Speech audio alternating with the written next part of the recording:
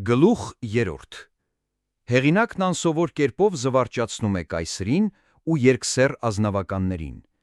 Պալատական զվարճությունների նկարագրությունը Լիլիպուտիայում։ Հեղինակին որոշ պայմաններով ազատություն են շնորհում։ Իմ հեզության ու բարի վարքի շնորհիվ կայսրը, արքունիքը, զորքն ու առհասարակ ժողովուրդն այն աստիճան հաշտվեցին ինձ հետ, որ ես սկսեցի հույս ստացել շուտով ազատություն ստանալու։ Ես ամեն կերպ աշխատում էի ամրացնել այդ բարենպաստ տրամադրությունը։ Բնիկներն աննկատելի կերպով դադարում էին ինձնից վախենալ։ Երբեմն ես պառկում էի գետնին ու թույլ տալիս, որ 5 կամ 6 հոգի պարեն իմ ձեռքի վրա։ Վերջում մինչև անգամ երեխաները հանդգնեցին գալ և իմ մազերի մեջ տապկնոցի խաղալ։ Ես արդեն մեծ առաջադիմություն էի արել նրանց լեզվով, թե հասկանալու և թե խոսելու։ Մի օր կայսրը մտածեց զվարճացնել ինձ ժողովրդական մի քանի խաղերով, որոնց մեջ նրանք գերազանցում էին իմ ծանոթ բոլոր ժողովուրդներին, թե ճարպկությամբ և թե շուքով։ Սակայն ոչ մի բան ինձ այնքան զվարճություն չպատճառեց, ինչքան լարախաղացները, որոնք խաղում էին մի բարակ սպիտակ թելի վրա, որ գետնից 12 մատնաչափ բարձր էր և 2 ոտնաչափ երկարություն ուներ։ Ես կուզենայի դրա վրա մի փոքր մանրամասն կանգ առնել, նախօրոք խնդրելով ընթերցողի ներողամտությունը։ Այդ մարզանքները կատարում էին միայն նրանք, որոնք խոշոր պաշտոնների կամ արքունիկան շնորհի թեկնածուներ են։ Այդ արվեստի մեջ նրանք վարժվում են մանկությունից և ընդհանրապես ոչ ազնիվ ծագում ունեն և ոչ էլ վայելուչ դաստիարակություն։ Երբ մի որևէ բարձր պաշտոն թափուր է մնում, կամ թե չէ մահվան ու շնորհազրկության դեպքում, որ շատ հաճախ է պատահում, այդ թեկնածուներից 5 կամ 6 հոգի դիմում են կայսրին, որ նա թույլ տա նրանց նորին մեծությանն ու արքունիքը զվարճացնելու լարապարով, և ով առանց սայթաքելու ամենից բարձր է ցատկում, նա արժանանում է պաշտոնի։ Հաճախ ավագ մինիստրներն էլ հրաման են ստանում ցույց տալու իրենց հմտությունը, կայսրին համոզելու համար, որ նրանք դեռևս չեն կորցրել իրենց ձիրքը։ Պետական գանձապահը Ֆլիմնապը հայտնի է մի թռիչքով, որ նա գործել է ձգված լարի վրա, առնվազն մի մատնաչափ ավելի բարձր, քան մի այլորդ ամբողջ կայսրության մեջ։ Ես տեսա նրա թավալգլոր թռիչքները, որ իրար վրա մի քանի անգամ կատարեց խրամատի գլխին ձգված մի լարի վրա, որ Անգլիայում կապոցների համար գործածվող սովորական թոկից հաստ չէր։ Իմ բարեկամ Ռիլդրիզելը, որ գաղտնի գործերի ավագ քարտուղարը, իմ կարծիքով, եթե դա կողմնապահություն չէ, գանձապահից հետո երկրորդն է։ Մնացյալ բարձր պաշտոնյաները այդ արվեստի մեջ համարյա թե համահավասար արժեքի տեր են։ Այդ զվարճալիքները հաճախ վերջանում են աղետալի արկանդություններով, որոնցից շատերը արձանագրված են։ Ես ինքս տեսա 2 թե 3 թեկնածու ջարդուփշուր եղած։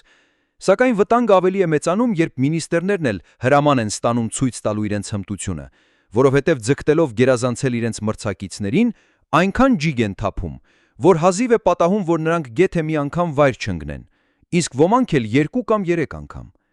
Ինձ հավատացրեցին, որ իմ գալուց 1 թե 2 տարի առաջ Ֆլիմնապը անկասկած կկոտրել իր վիզը, եթե թագավորական բարձերից մեկը, որ պատահականաբար ընկել է եղել գետնին, չմեղմացներ նրա անկման ուժը։ Բացի այդ, գոյություն ունի և մի այլ մարզանք, որ բացառիկ դեպքերում ցույց են տալիս միայն կայսեր, կայսրուհուն և ավագ մինիստրին։ Կայսրը սեղերի վրա է դնում 3 հատ մետաքսե բարակ թել, 6-ական մատնաչափ երկարությամբ։ Մեկը ծիրանի գույն ունի, մյուսը կանաչ, իսկ երրորդը ճերմակ։ Այդ թելերից մրցանակ է ստանում նա, ում կայսրն ուզում է մեծարել իր շնորհի հատուկ նշանով։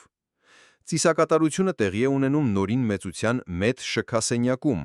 ուր թեկնածուները փորձում են իրենց հմտությունը, որ միանգամայն տարբեր է նախորդներից և նման չէ այն ամենին, ինչ ես տեսել եմ հին կամ նոր աշխարհի մի այլ երկրում։ Կայսրը հորիզոնական ուղղությամբ ձեռին մի գավազան է բռնում, և այդ միջոցին թեկնածուները մեկը կյուսի հետևից մոտենում են, թռչում նրա վրայից կամ նրա տակը ետ ու առաջ սողում, նայած թե գավազանը բարձր է պահած, թե ցածր։ Երբեմն կայսրը գավազանի մի ծայրիցն է բռնում, իսկ ավագ մինիստրը մյուս։ Երբեմն էլ գավազանը բռնում է միայն մինիստրը, ով իր դերն ավելի ճարպիկ է կատարում և ամենից շատ աչքի ընկնում իր թռիչքներով ու սողալով, նա վարձատրվում է ծիրանագույն թեղով։ Կանաչ թելն ստանում է հաջորդը, իսկ ճերմակ թելը երրորդը, ու նրանք այդ թելերը երկուտակ փաթաթում են իրենց մեջքին։ Կայսերական պալատում դուք շատ քիչ մարդ կտեսնեք, որ չկրի այդ գոտիներից որևէ մեկը։ Զինվորական և թագավորական ախորների ձիերը, որ ամեն օր բերում էին ինձ մոտ, այլևս չէին խրտնում և առանց վախի մոտենում էին իմ ոտներին։ Ձիավորները թռչում էին իմ ձեռքի վրայով, երբ ես ձեռքս դնում էի գետնին։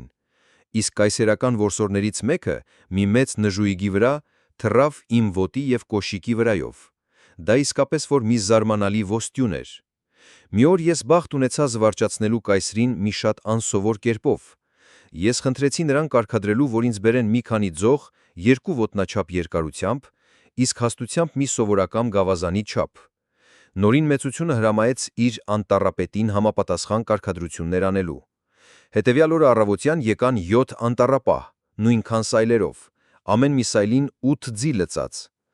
Ես վերցրեցի այդ ձողերից 9 հատ և ամուր խրեցի գետնի մեջ, քառակուսաձև, որի ամեն մի կողմը 2,5 ոտնաչափ էր։ Ես վերցրեցի ուրիշ 4 ձող և գետնից 2 ոտնաչափ բարձր, հորիզոնական ուղղությամբ կապեցի անկյունների ձողերին։ Հետո ես իմ թաշկինակը կապեցի 9 ձողերին, որոնք ամուր կանգնած էին և ամեն կողմից քաշեցի այնքան, որ նա ձգվեց ինչպես թմբուկի կաշի։ Իսկ 4 զուգահեռ ձողերը 4 կողմից, ինչպես ճաղեր, 5 մատնաչափ բարձրանում էին թաշկինակից դեպի վեր։ Երբ իմ աշխատանքը վերջացրեցի, ես խնդրեցի կայսրին, որ բերել տա 24 լավագույն ձիավորներից բաղկացած մի ջոկատ մարզանքներ կատարելու համար այդ հարթության վրա։ Նորին մեծությունը հավանություն տվեց իմ առաջարկին, և ես վերցրեցի զինված ձիավորներին և մեկ-մեկ վեր բարձրացրի մարզանքներ կատարելու համար։ Հենց որ նրանք իրենց կարգի բերին, բաժանվեցին 2 բանակի և ձևացրեն իբրև թե բախվում են իրար։ Միմյանց վրա բութ նետեր արձակեցին, մերկ թրեր քաշեցին, մերթ նահանջելով, մերթ հետապնդելով միմյանց, մերթ գրոհի ու փախուստի դիմելով, մի խոսքով ցուցադրեցին մի այնպիսի զինվորական կարգապահություն, որից ավելի լավը ես երբեք չէի տեսել հին կամ նոր աշխարհի մի այլ երկրում։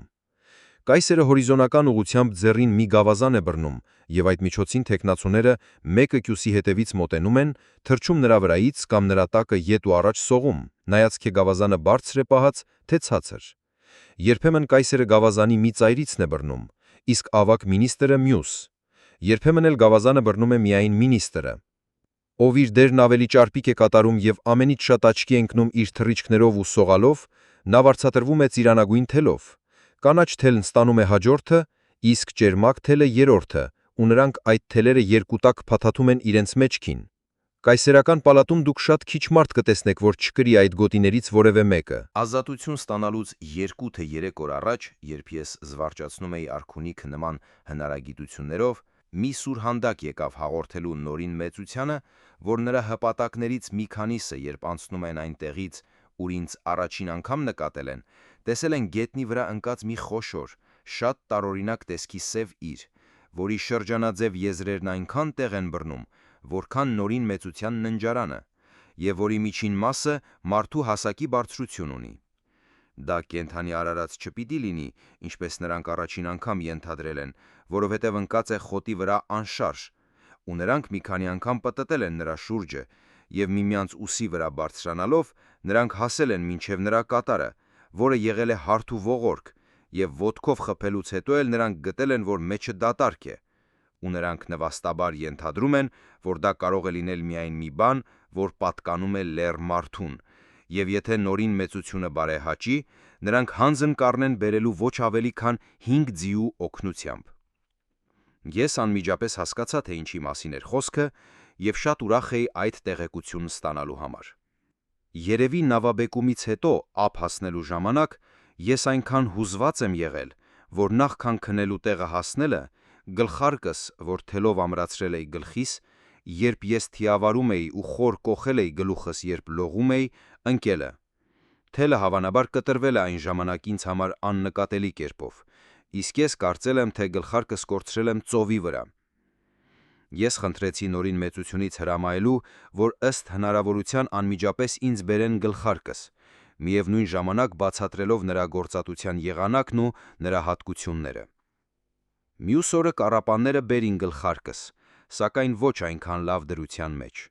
Նրանք գլխարկի եզրերի վրա ծայրից 1,5 մատնաչափ դեպի ներս 2 տեղ ծակել էին և այդ ծակերից 2 կարթ անցկացրել, թոկերով կապել ու լծել ձիերին, և այդպես մոտ կես անգլիական մղոն քարշ տալով բերել, սակայն շնորհիվ նրան, որ հողն այդ երկրում հարթ է և կակուղ, գլխարկս ավելի քիչ էր վնասվել, քան ես սպասում էի։ Այդ դեպքից 2 օր հետո կայսրը հրամայեց, որ իր զորքի այն մասը, որ բանակ է դրել մայրաքաղաքի մեջ ու մայրաքաղաքից դուրս, պատրաստ լինի, որովհետև միտք էր հղացած շատ տարօրինակ կերպով ինքն իրեն զվարճացնելու։ Նա ցանկացավ, որ ես կանգնեմ կոլոսի պես, ոտքներս մեկը մյուսից կարողացածս չափ հեռու դրած։ Հետո նա հրամայեց, որ զորապետը, որ մի վաղեմի համուտ առաջնորդ էր և իմ մեծագույն հովանավորը, դասավորի զորքը խիտ շարքերով, ամեն մի շարքի մեջ ունենալով 24 հետավակ և 16 ձիու ու տմբկահարությամբ, ծածանվող դրոշակներով ու ցից նիզակներով անցկացնի իմ տակով։ Այդ զորամասը բաղկացած էր 3000 հետավակներից և 1000 ձիավորներից։ Նորին մեծությունը մահապատժի սպառնալիքով հրամայել էր զինվորներին, որ տողաշար երթի ժամանակ իմ նկատմամբ իրենց լավ պահեն, սակայն դա չխանգարեց, որ մի քանի երիտասարդ սպաներ տակովս անցնելու ժամանակ բարձրացնեին իրենց աչքերը դեպի վերև, և ճիշտն ասած իմ անդրվարտիքն այն ժամանակ այն վիճակի մեջ էր, որ առիթ էր տալիս ինձ վրա ծիծաղելու և զարմանալու։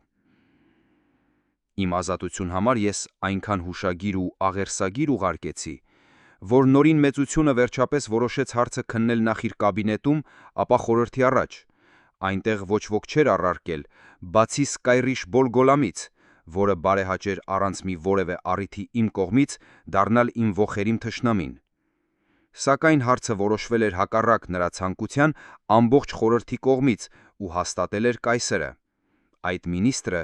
Գալբետ էր, այսինքն թագավորական ծովակալ, որը իր տիրոջ վստահությունը վայելող, գործերին լավ տեղյակ, բայց խառնվածքով մի դժնդակ ու խստասեր մարդ էր։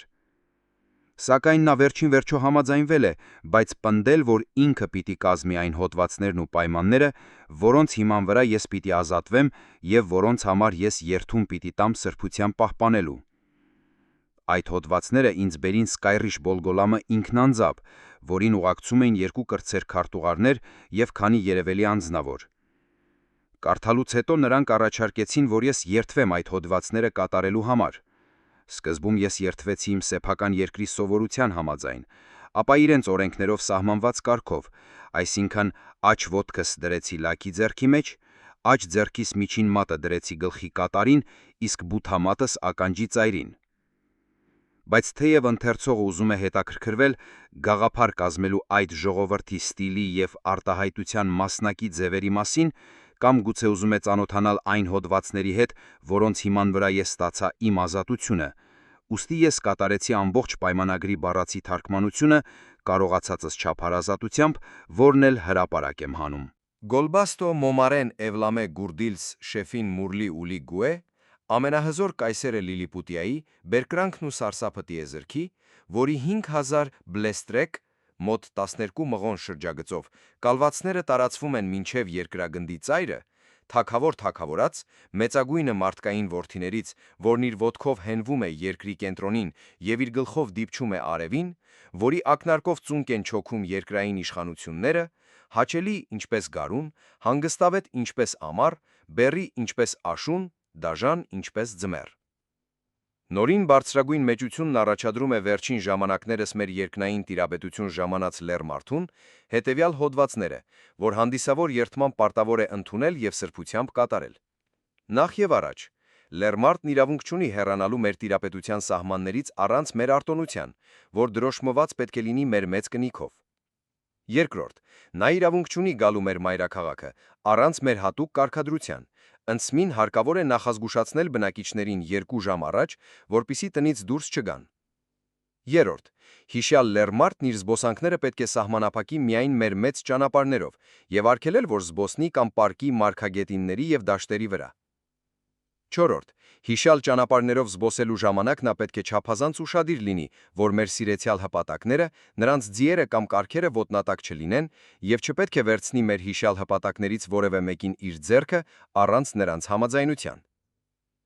Հինգերորդ, եթե մի արտակարգ լուր հարկավոր լինի շտապ կերպով տեղ հասցնելու, լեռմարդը լուսինը մի անգամ պարտավոր է սուրհանդակին և իր ձիուն գրպանի մեջ 6 օրվա ճանապարհ տանել և, եթե հարկը պահանջի, բերել ու ողջառողջ հանձնել մեր կայսերական մեծությանը։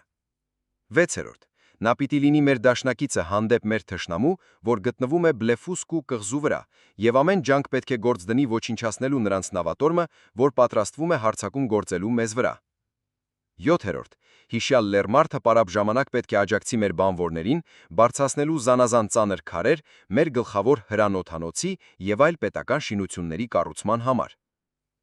8. Հիշյալ Լերմարթը երկու լուսնի ընթացքում պետք է ճշգրտիպ կերպով չափի մեր տիրապետության սահմանները, մեկ-մեկ հաշվելով իր առած քայլերը ծովի շուրջը։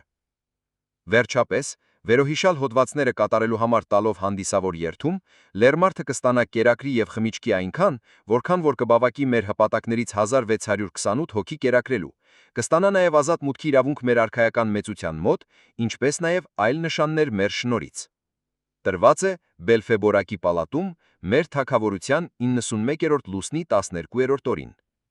Ես մեծ բավականությամբ ու հաճույքով երդվեցի ու ստորագրեցի այդ հոդվածների տակ, թեև դրանցից մի քանիսն այնքան պատվավոր չէին, որքան ես կցանկանայի, սակայն ինձ մխիթարում էր այն բանը, որ նրանք ամբողջությամբ արդյունք էին բարձրագույն ծովակալ Սկայրիշ Բոլգոլամի չարթելադրության։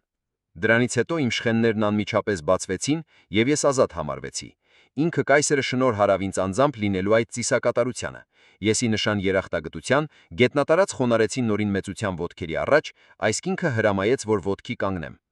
Ափա մի քանի սիրաշահ խոսքերից հետո, որ խուսափելով փառամոլության նախատինքից չեմ կրկնում, ասաց, թե հույս ունի, որ կլինեմ մի օգտակար ծառա, արժանի այն բոլոր շնորհներին, որ արդեն արել է ինձ եւ ապագայում էր կարող է անել։